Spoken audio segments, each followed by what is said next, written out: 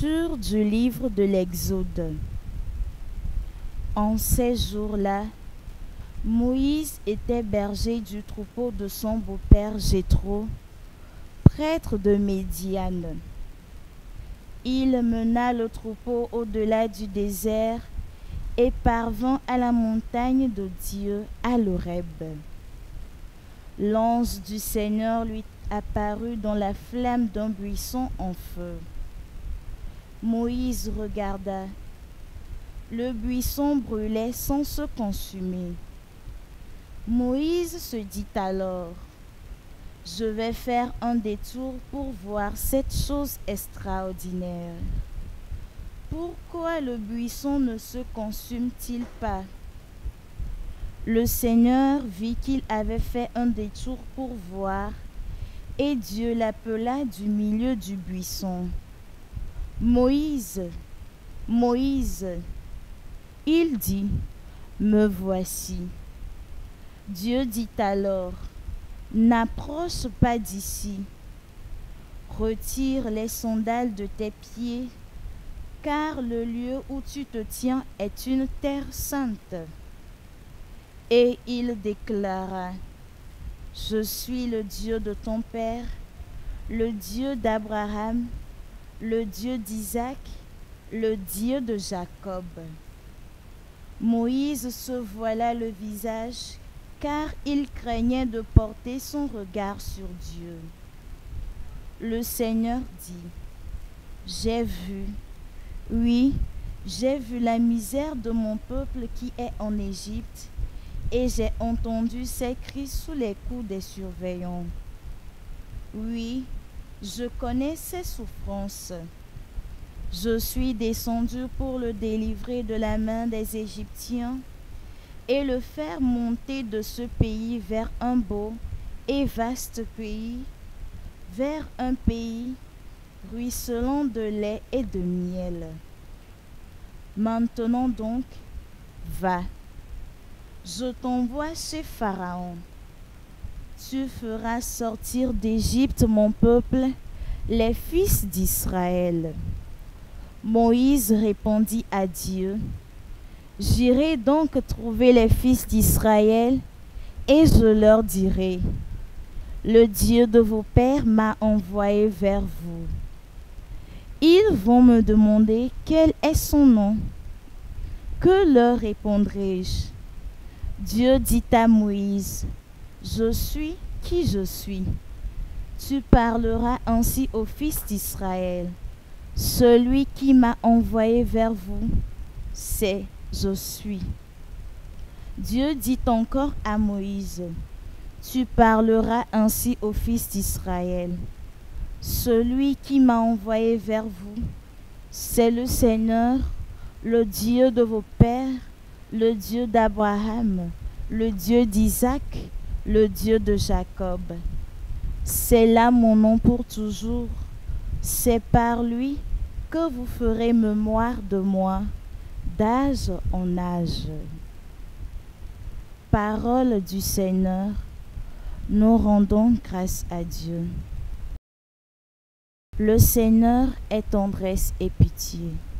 Le Seigneur est tendresse et pitié.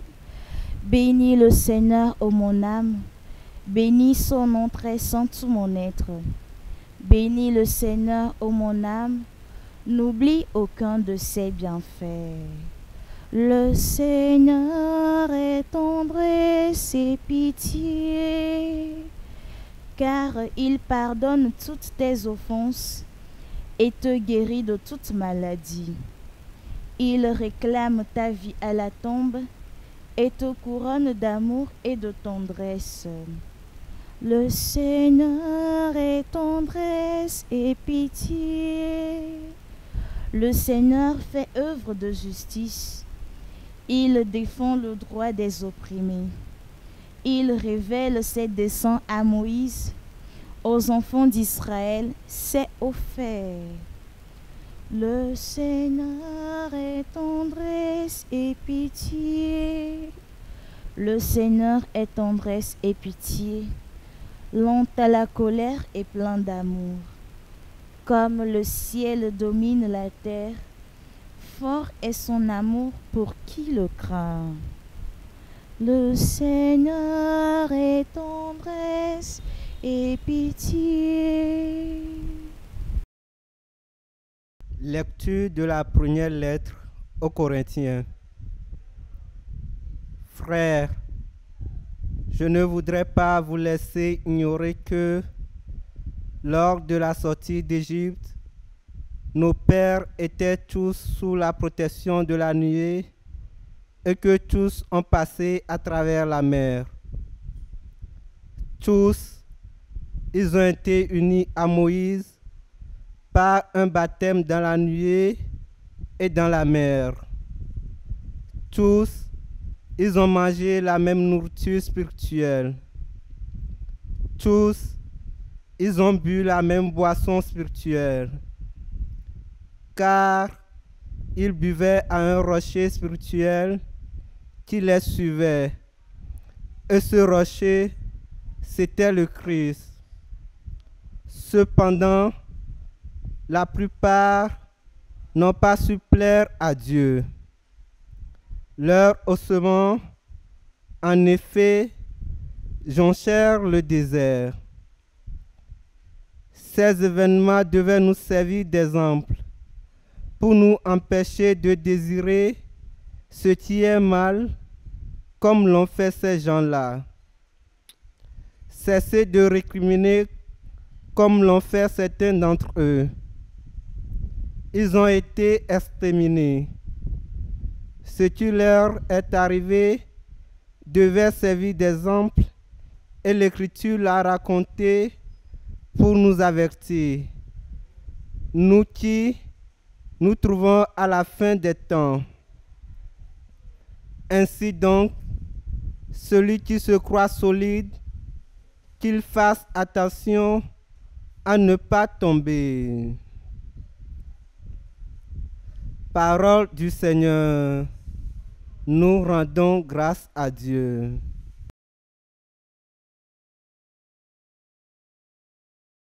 Gloire au Christ, sagesse éternelle du Dieu vivant. Gloire à Dieu, Seigneur. Convertissez-vous, dit le Seigneur, car le royaume des cieux est tout proche. Gloire au Christ, sagesse éternelle du Dieu vivant. Gloire à toi, Seigneur.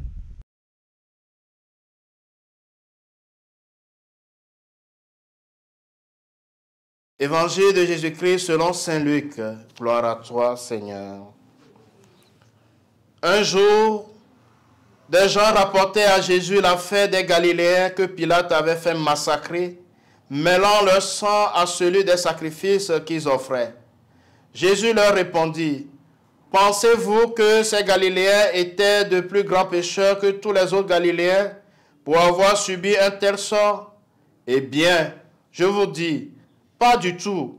Mais si vous ne vous convertissez pas, vous périrez tous de même. » Et ces 18 personnes tuées par la chute de la tour de Siloé, pensez-vous qu'elles étaient plus coupables que tous les autres habitants de Jérusalem? Eh bien, je vous dis, pas du tout.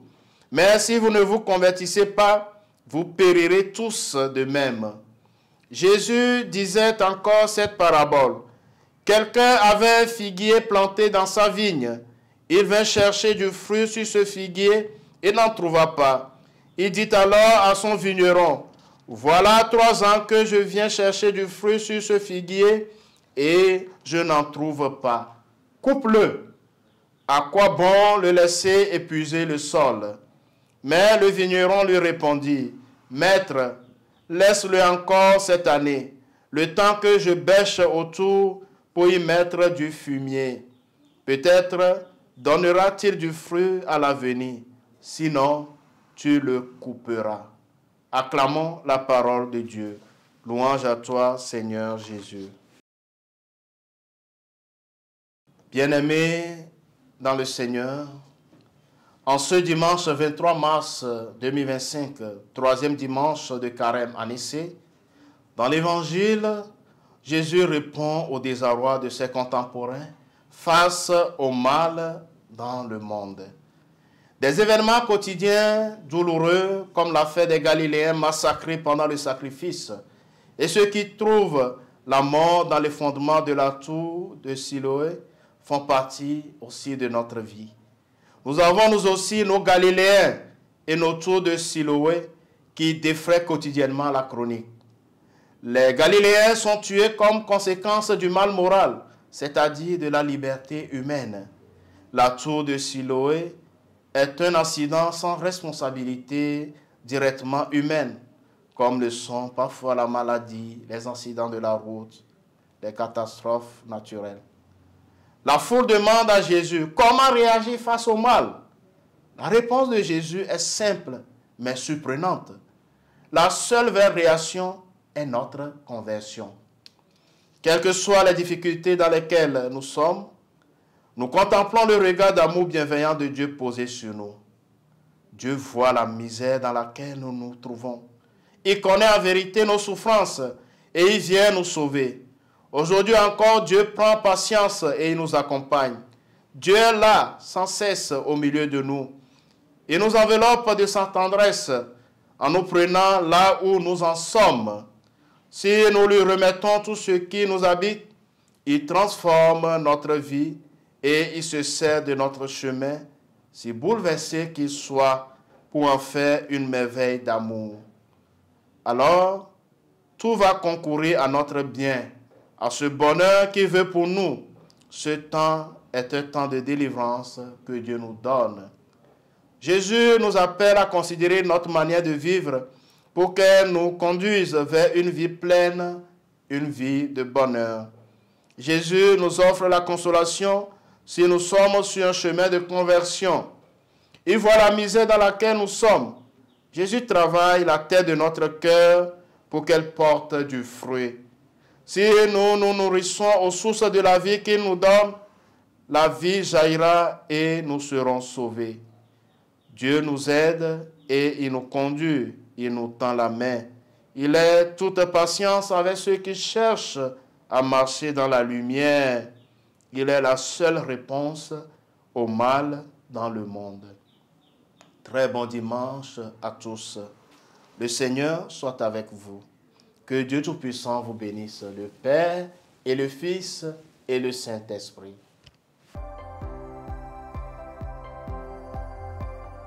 La SMA Togo TV vous propose dès à présent ses services de reportage photo, vidéo pour vos différents événements.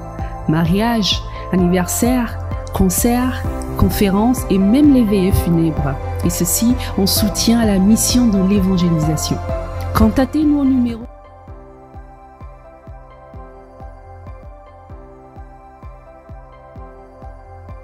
ou par email media@smatogo.com. SMA Togo TV, la première chaîne missionnaire.